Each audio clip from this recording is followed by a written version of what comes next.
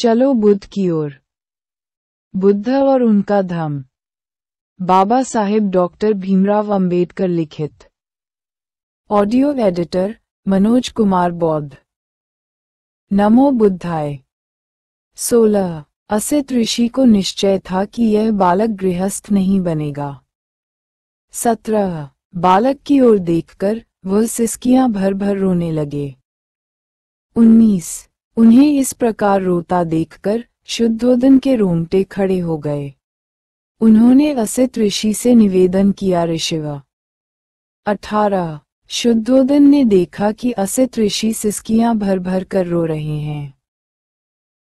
आप इस प्रकार रो क्यों रहे हैं? आंसू क्यों बहा रहे हैं? ठंडी सांस क्यों से रहे हैं? मैं समझता हूं कि बालक का भविष्य तो निर्विघ्न ही है। 20 असित ऋषि ने राजा को उत्तर दिया, राजन, मैं बच्चे के लिए नहीं रो रहा हूँ।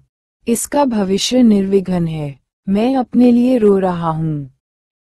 21 ऐसा क्यों? शुद्धोदन ने पूछा। असित ऋषि का उत्तर था, मैं जराजीर्ण हूँ, वयः प्राप्त हूँ और यह बालक निश्चयात्मक रूप से बोधि लाभ करेगा, सम्यक संबुद्ध होगा। तदनंतर वह लोक कल्याण के लिए अपना धर्म चक्र प्रवर्तित करेगा, जो इससे पहले इस संसार में कभी प्रवर्तित नहीं हुआ है। 22 जिस श्रेष्ठ जीवन को, जिस सद्धर्म की वह घोषणा करेगा, वह आदि में कल्याणकारक होगा, मध्य में कल्याणकारक होगा और अंत में कल्याणकारक होगा। वह अर्थ तथा व्यंजन की दृष्टि से निर्दोष होगा। वह परिशुद्ध होगा। वह परिपूर्ण होगा। 23 राजन, जैसे कभी कभी इस संसार में कहीं उदुम्बर गुल पुष्पित होता है, वैसे ही अनंत युगों के पश्चात इस संसार में कहीं बुद्ध उत्पदा होती है।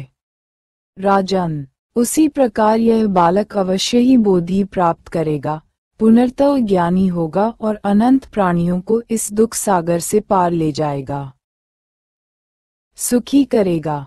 24 लेकिन राजन, मैं उस बुद्ध को नहीं देख सकूंगा। इसलिए राजन, मैं इस दुख से दुखी हूँ और रो रहा हूँ। मेरे भाग्य में उस बुद्ध की पूजा करना नहीं बधा है। 25 तब राजा ने असित ऋषि और उनके भांजे नालक निर्दत्त को श्रेष्ठ भोजन से संतर्पित किया और वस्त्र दान दे उनकी परिक्रमा कर वंदना की। 26 तब असित ने अपने भांजे नालक को कहा, निर्दत्त, जब कभी तुम्हें यह सुनने को मिले कि यह बालक बुद्ध हो गया है तो जाकर शरण ग्रहण करना। ये तेरे सुख, कल्याण और प्रसन्नता के लिए होगा। इतना कहकर असित ने राजा से विदा ली और अपने आश्रम चले गए। 5 महामाया की मृत्यु। 1 5वें दिन नामकरण संस्कार किया गया। बालक का नाम सिद्धार्थ रखा गया। उसका गोत्र गौतम था, इसलिए जनसाधारण में वह सिद्धार्थ गौतम नाम से प्रसिद्ध हुआ। 2 बालक के जन्म की खुशियां और उसके नामकरण की विधियां अभी समाप्त नहीं हुई थीं कि महामाया अचानक बीमार पड़ी और उसके रोग ने गंभीर रूप धारण कर लिया। 3 अपना अंत समय निकट आया जान उसने शुद्धोदन और प्रजापति को अपनी शैया के समीप बुलाया और कहा, मुझे विश्वास है कि असित ने मेरे बच्चे के बारे में जो भविष्यवाणी की है वह सच्ची निकलेगी। मुझे यही अफसोस है कि मैं इस वाणी को पूरा हुआ न देख सकूंगी। 4 प्रजापति, मैं अपना बच्चा तुम्हें सौंप जाती हूँ। मुझे विश्वास है कि उसके लिए तुम उसकी माँ से भी बढ़कर होगी। जन्म से प्रकृण्या 31।